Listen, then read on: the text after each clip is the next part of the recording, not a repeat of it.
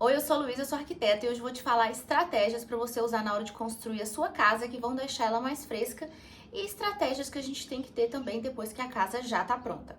O que é mais importante que a gente tem que prestar atenção é todo detalhe na nossa construção vai interferir se a nossa casa vai ser mais fresca ou não. Então não adianta você querer economizar no tijolo ou comprar um piso qualquer achando que isso não vai interferir, porque tudo vai interferir dentro da nossa casa, como vai ser a sensação térmica. O primeiro item, o mais importante, que é justamente o que vai vedar a parte interna da nossa casa e separar essa parte da parte externa, que são as paredes. Não adianta a gente querer economizar na parede. Eu vejo muita gente que não sabe disso e que simplesmente compra um tijolo mais fino porque acha que não vai fazer diferença. Então, por que eu vou usar um tijolo de 14 centímetros se eu posso usar um tijolo de 9 centímetros que é mais barato? Muita gente não tem nem ideia que tem uma diferença. Então, eu vejo que gente geralmente usa o argumento de ninguém vai invadir minha casa, não tem necessidade de ter um tijolo mais espesso, porque antigamente era muito por conta dessa questão de segurança, só que o tijolo mais fino, ele barra menos o calor. Então, a gente tem essa relação da espessura do tijolo com a sensação térmica dentro de casa. Então, se você tem um tijolo de 9 centímetros, a tendência é que se você está numa cidade quente ou numa cidade fria, é que essa temperatura externa passe muito mais rápido para a parte interna da nossa casa. Então, se do lado de fora da sua casa está muito frio e seu tijolo é muito fino, a tendência é que rapidamente esse frio entre dentro da sua casa e sua casa fique muito mais fria. A mesma coisa com calor. Então, se do lado de fora está muito quente, se esse tijolo for fino, a tendência é que esse calor entre para sua casa, tá? Então, o que a gente tem que levar em consideração? Não economizar no tijolo, ainda mais tijolo, que é uma coisa que já é barata. Isso não vai ter tanta diferença contra outros materiais que são de revestimento no montante final da construção da sua casa. Então, sempre que possível, use o tijolo de 19 centímetros. Eu sei que não é toda cidade que a gente consegue encontrar ele.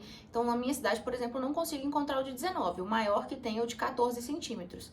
Eu tenho duas opções, ou eu uso de 14 ou eu faço o tijolo deitado, que era muito feito antigamente, que vai ajudar a manter sua casa mais fresca, tá? Algumas considerações.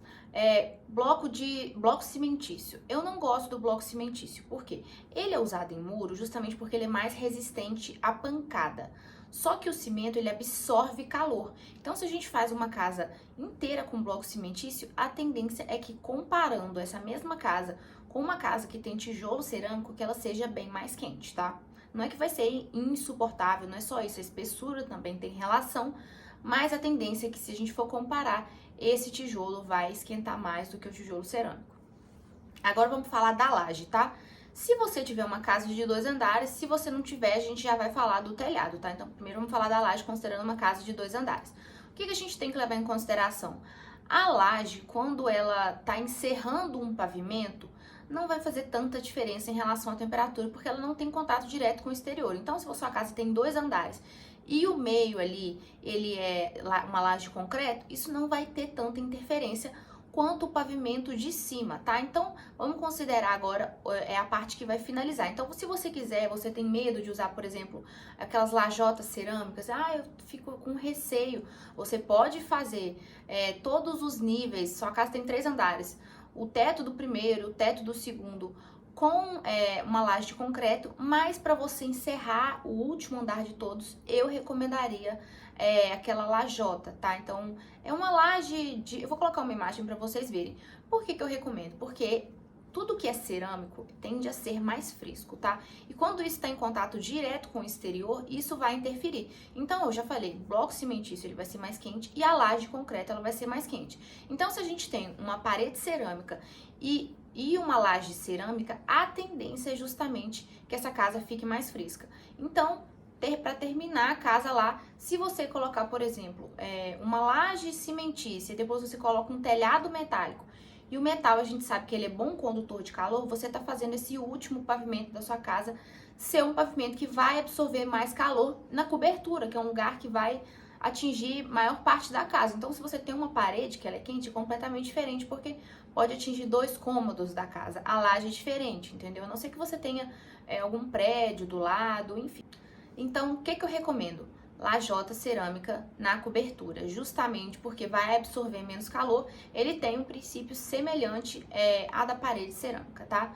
Agora, para quem quiser colocar telhado, não quero fazer laje, quero fazer telhado.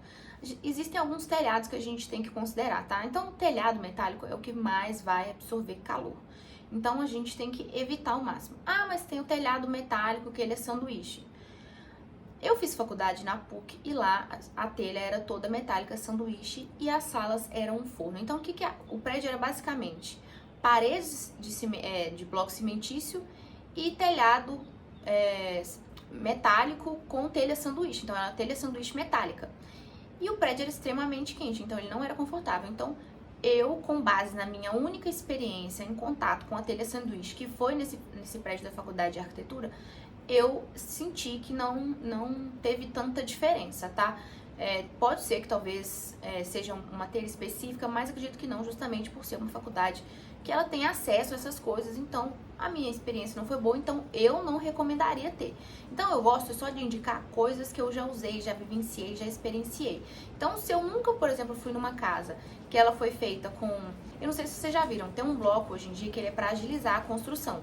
Então, ele é uma chapa, não sei se é 1 metro por 1 metro. Então, um lado dele é um bloco cimentício, no meio a gente tem um isopor e depois tem um bloco cimentício de novo. Eu tenho as minhas dúvidas se isso vai manter a casa fresca ou não. Como eu nunca estive dentro de uma casa que tem esse tipo de acabamento, eu prefiro não indicar ou não contraindicar para vocês, tá? Então, eu prefiro indicar ou contraindicar o que eu já tive experiência. Então, levando em consideração ao telhado, eu não gostei da minha experiência com a laje sanduíche, a telha sanduíche, desculpa.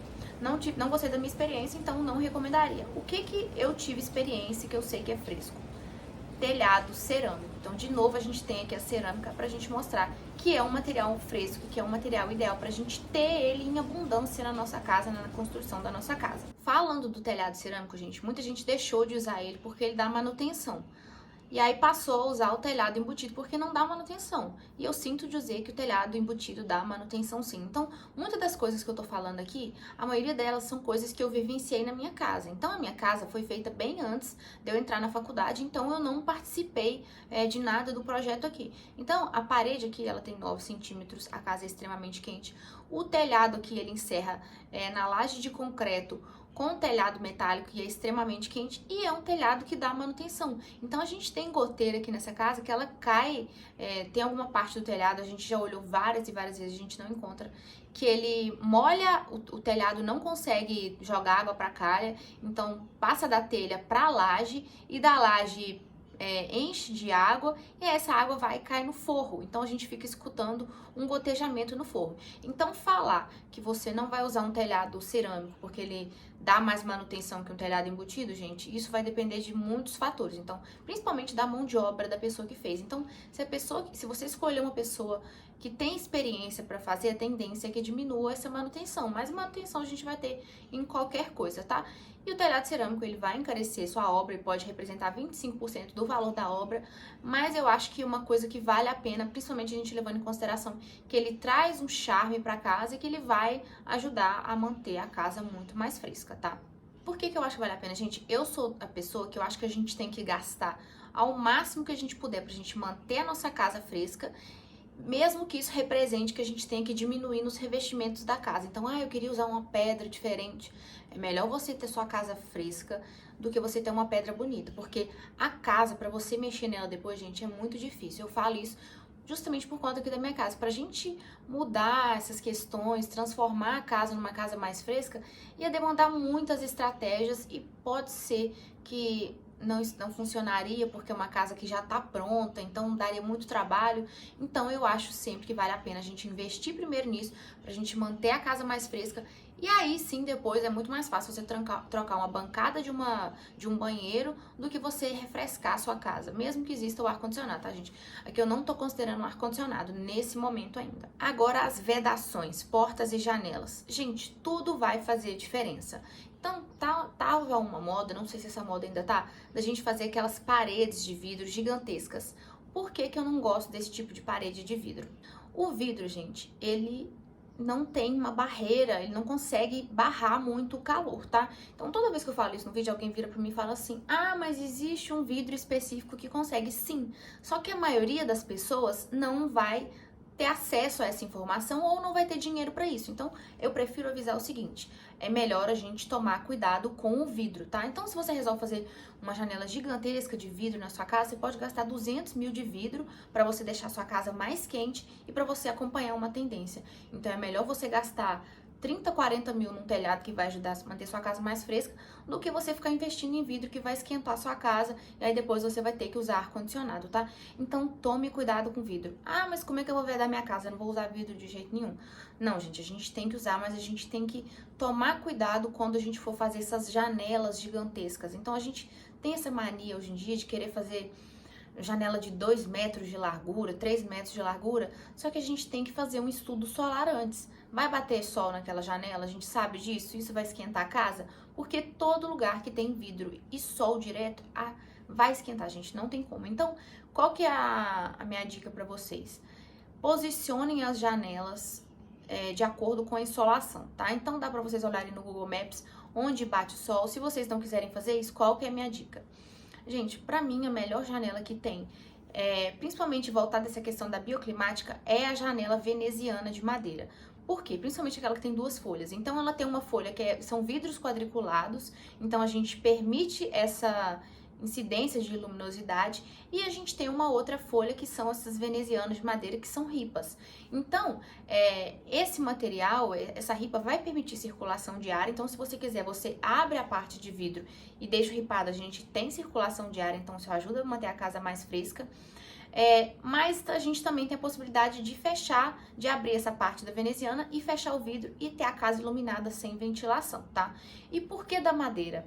A madeira é mau condutor de calor, então o princípio de tudo isso é a gente saber dos materiais. Então, se você tem dúvida se o material esquenta ou não, você vai lá e faça uma pesquisa. Madeira é um material que esquenta? A madeira não esquenta. Muita gente acha que a madeira esquenta, mas a madeira não vai esquentar. A madeira é mau condutor de temperaturas, tanto calor quanto frio. Então, se estiver insuportável de quente lá fora, a sua madeira não vai estar quente. Se você encostar na sua janela, ela não vai estar quente. E se tiver muito frio lá fora, você vai encostar na sua madeira, ela não vai estar gelada, tá? Então, a madeira tem essa propriedade. Bom, a gente encerrou a parte da construção, tá? Mas a gente ainda tem os revestimentos e a gente tem o muro, a fachada. Agora eu vou falar da fachada porque a fachada é muito importante. Se você for considerar vedar toda a parte externa da sua casa, então você vai fazer muro em volta de toda a sua casa, o que vai acontecer? Você vai criar uma barreira no vento no primeiro andar da sua casa. Se a sua casa tem um andar só, então o primeiro vai ventilar pouco, o de cima vai ventilar mais, justamente porque ele não tem esse muro. Então, como que a gente vai fazer para amenizar isso, para a gente ter essa circulação de ar, a gente evitar com que esse ar... porque se a gente faz essa barreira, o ar não passa, tá? Então, a gente tem algumas estratégias. A gente pode fazer um muro vazado. Então, tem um muro de tijolinho que ele tem tijolinho normal, assim, tem uns furinhos assim, e a gente consegue circular ar. A gente pode fazer algum muro de cobogó também, que vai permitir a circulação de ar. E a gente pode fazer grade, tá? Eu sei que muita gente se sente insegura, tem cidades que são mais seguras que outras, menos, mas é importante que a gente tente, pelo menos, fazer algumas dessas estratégias no muro, tá? Então, fazer um muro, por exemplo, você quer colocar um portão de carro, em vez de você colocar um portão fechado, coloca um portão vazado, que permite essa circulação de ar. Em vez de você fazer o muro, a frente da sua casa toda de vidro, tenta colocar uma grade com um desenho bonito, que aí vai permitir a circulação de ar. O portão da sua casa é a mesma coisa. Se você faz um portão de vidro, ele tem a vantagem que ele permite a permeabilidade visual, que é uma questão de segurança, tá? Então, isso é uma coisa que eu vou falar em um outro vídeo.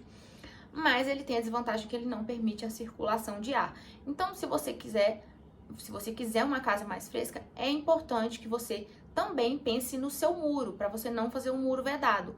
E, se possível, eu acho que uma outra forma é se você tem um pouco de medo, você pode fazer um muro de 1 metro, 1,5 metro e acima fazer uma grade, pra gente não vedar tudo. Então, a gente pensar nessas estratégias. Se você for contratar um arquiteto, pedir o arquiteto para pensar nessas estratégias do muro também, pra gente... Não adianta nada, você fez tudo pra você ter uma casa fresca no primeiro andar, aí você vai lá e veda os muros, sua casa não vai circular ar, a gente pode ter problema de mofo, enfim, tá? Agora, inclusive falei de mofo, eu lembrei de uma outra questão que eu não tinha falado no começo do vídeo. Uma outra estratégia que é muito interessante, tanto pra gente manter essa casa mais fresca, quanto pra gente não ter problema de umidade, é suspender a casa. Isso vai encarecer a casa? Vai. Mas é uma estratégia super interessante, porque vai passar ar por debaixo da casa, então a gente deixa essa casa realmente suspensa, tá? Embaixo sem nada. E aí, nisso que passa ar, a gente não tem contato direto com umidade, então o seu primeiro andar não vai ter problema de mofo e você tem esse piso mais fresco, tá? A gente vai tá quase encerrando essa parte da construção. Para finalizar, o que eu vou falar? Dos revestimentos. Então, piso, tá? O piso cerâmico, porcelanato, ele sempre vai ser mais fresco. Então, tudo que é cerâmico, tudo que vem do barro é fresco. Tudo que é cimentício é mais quente, tá? A madeira, ela não é nem quente nem fria. Então, como que a gente, tudo isso que eu falei, que vocês podem observar, isso se aplica às paredes, a vedação e também vai se aplicar aos revestimentos. Então, se você mora numa cidade que ela é majoritariamente quente, então uma cidade do Nordeste, por exemplo, talvez usar só piso cerâmico faça mais sentido para você. Agora, se você mora numa cidade que ela tem todos os climas bem definidos e chega no inverno, esse clima ele é mais frio, talvez você ter um piso de madeira faça mais sentido, justamente porque a madeira não é nem quente e nem fria, tá? O piso cerâmico, ele é frio ao toque, a madeira não é nem quente nem fria. Todo mundo fala que madeira esquenta, a madeira não esquenta, tá? Ela evita de esfriar, então ela mantém a temperatura. A gente já pensou em toda a parte externa da construção agora. O que falta? A parte interna. Além dos revestimentos, os móveis, gente. Tudo que vai tecido, a gente tem que tomar cuidado. Por quê? Qual é o tecido que mais se popularizou recentemente? O poliéster. E o que é o poliéster? O poliéster é proveniente da indústria petroquímica, que é o petróleo. E de que é esse material? Ele é de plástico. E qual que é o problema do poliéster ser um tecido que é feito à base de plástico? Ele não é natural e, consequentemente, ele não respira. Então, quais são os tecidos que eles vão ser provenientes do poliéster? Suede, gente, sofá de suede. Aqui em casa eu já tive um sofá de suede, bem antes de eu ser arquiteta, de eu entender dessas coisas. E eu deitava no sofá, começava a sentir muito calor. E às vezes nem estava tão quente do lado de fora, eu não entendia o que era. E era simplesmente porque, como o tecido não permite com que sua pele faça uma troca de ar com o exterior, então aquela parte que está em contato ali com o tecido, você vai sentindo calor ali, porque você não tem essa circulação. Então, evitar tudo que é tecido sintético. Então, vou comprar, nossa, vi que esse sofá é de linho. Tá, mas tem que ver a composição desse linho, porque tem linho que tem poliéster. Então, a gente tem que ter atenção se a gente quiser ter uma casa fresca, tá? Então, por exemplo, minha roupa de cama. Eu vou ter uma roupa de cama de tecido sintético? Não, aí você vai lá, 300 fios... roupa de cama de 300 fios, aí você vai ver 300 fios de poliéster. De que adianta? Não adianta nada. Vai esquentar a sua casa. Então, todo tipo de tecido que você tem contato direto, sofá, poltrona, roupa de cama, tapete, tudo tem que ser tecido natural. E é difícil a gente fazer essa escolha, mas são escolhas necessárias. Então, eu deixei de comprar um tapete pro meu quarto, que eu achei ele lindo, porque ele era de poliéster. E o meu quarto é um quarto que ele esquenta, porque ele tem contato com o sol de noroeste. Então, a gente tem que fazer essas escolhas, tá? Então, gente, todo o tecido da casa, papel de parede, não adianta ser de poliéster, não adianta seu tapete ser de poliéster. Agora, uma coisa que pode ser, gente, luminária. Se quiser usar de poliéster, você não vai ter contato com ele, tá? Aí já entra numa outra questão que é da sofisticação do tecido natural. Mas levando em consideração, se você quiser ter uma casa fresca, todos os tecidos que a gente tem em contato, almofada, tem que ser tudo tecido natural, tá? E quais são esses tecidos naturais? Linho, algodão, sarja, lona, tá? Então a gente tem muita variedade de opção. E também, se você tiver algum tipo de dúvida, a vendedora falou que esse tecido aqui é o tecido tal. Vai dar uma pesquisada se o tecido é natural ou não. E também não acredite em papo de vendedor não, tá? Porque eu fui com uma cliente numa loja e ela queria vender um sofá que ele era lindo, mas ele era de suede. Eu falei, gente, suede esquenta. Aí ela falou assim, não, esse aqui não esquenta. Gente, esquenta sim, ele vai te falar que não esquenta porque ele quer te vender aquele sofá, independente se o tecido dele é quente ou não. Então, você não tem que confiar muito em palavras de vendedor não, tá? Então, tudo que é de tecido, sempre tecido natural. E é isso, gente, esse foi o vídeo de como ter uma casa mais fresca. Se você tiver algum tipo de dúvida, deixa aqui nos comentários. E se você também tiver algum tipo de sugestão de vídeo, é só deixar aqui que eu vou anotar para tentar gravar para as próximas vezes.